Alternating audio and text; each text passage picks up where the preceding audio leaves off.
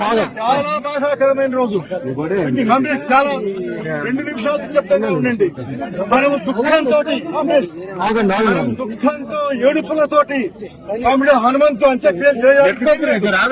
మనకి దుఃఖకరమే, బాధాకరమే. మనకిది చాలా వేదన భరితమైంది ఇది. అయినా సరే మనం కన్నీటితోటి దుఃఖంతో ఏడుస్తూ తమ్ముడు హనుమంతు అంత్యక్రియలు చేయడానికి వీల్లేదు. ఎందువల్ల అంటే జీవితం అంతా ఆయన విప్లవం కోసం, ప్రజల కోసం ధీరోదాత్తమైన జీవితాన్ని గడిపాడు, సాహసవంతమైన జీవితాన్ని గడిపాడు.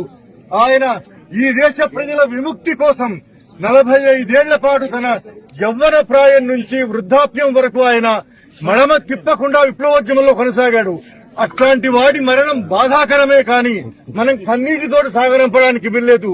మనం కర్తవ్య ప్రతిజ్ఞలతోటి, మనం దీక్షతోటి, మనం సాహస ప్రకటనలతోటి మనం ఆయన అంత్యక్రియలు మనం చేయవలసిన అవసరం ఉంది.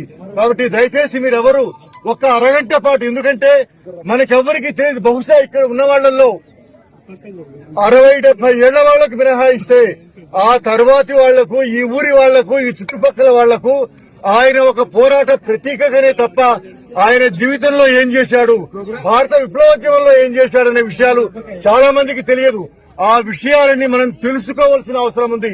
ఎందుకంటే ఈ పనుల్లో ఏ ఒక్కటి ఆయన సొంత జీవితం కోసం కాదు, తన కుటుంబం కోసం కాదు, ఈ దేశ ప్రజల కోసం చేసేటువంటి పనులు ఏవైతే ఉన్నాయో, సాహసాలు ఏవైతే ఉన్నాయో, త్యాగాలు ఏవైతే ఉన్నాయో, వాటినన్నింటినీ మనం ఇక్కడ గుర్తు చేసుకుని ఆయనను సగర్వంగా మనం సాగనంపవలసిన అవసరం ఉంది మిత్రులారా. కాబట్టి మీరు అలజడికి గురి కావద్దు, ఏడవద్దు, దుఃఖపడద్దు. ఈ దుఃఖాన్ని ఆగ్రహంగా మనం మలుచుకోవాల్సిన అవసరం ఉంది. ఆపరేషన్ కగారు పేరుతోటి ఈ దేశాన్ని మావోయిస్ట్ రహిత భారత్ గా మార్చాలి అని కేంద్రంలోని ఫాసిస్టు ప్రభుత్వం ప్రకటించి ఉన్నది. అది ఆ యుద్ధాన్ని కొనసాగిస్తూ ఉన్నది. దానికి వ్యతిరేకంగా ఈ రోజు దేశంలో ఒక ప్రజాస్వామిక ఉద్యమాన్ని నిర్మించాల్సిన కర్తవ్యం మనందరి మీద ఉన్నది. ఆపరేషన్ కగార్ అంటే కేవలం మావోయిస్ట్ రహిత భారత్ మాత్రమే కాదు, ఈ దేశంలో ఉండే 140 కోట్ల మంది మీద కార్పొరేట్ల కోసం భారత ప్రభుత్వం లక్షలాది సైనిక బలగాలను ఉపయోగించి యుద్దం చేస్తూ ఉన్నది.